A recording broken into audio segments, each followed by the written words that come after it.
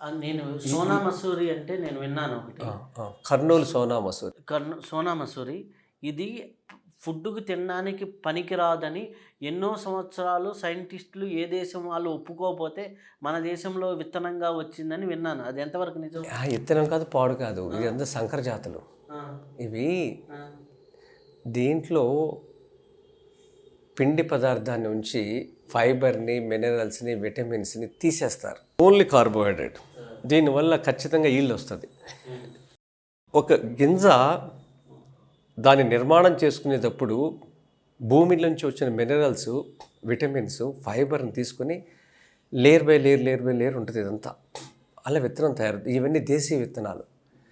వీటి ప్లేస్లో ఇవన్నీ తీసేస్తే ప్రొడక్ట్ పెరుగుద్ది.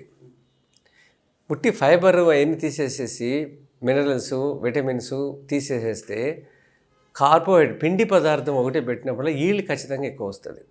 ఇలా తయారు చేసినవి ఈ బియ్యాలు, ఈ హైబ్రిడ్ బియ్యాలు. దీనివల్ల ఇది దిగుబడికి వస్తుంది కానీ ఎట్టి పరిస్థితుల్లో విలువలు రావు.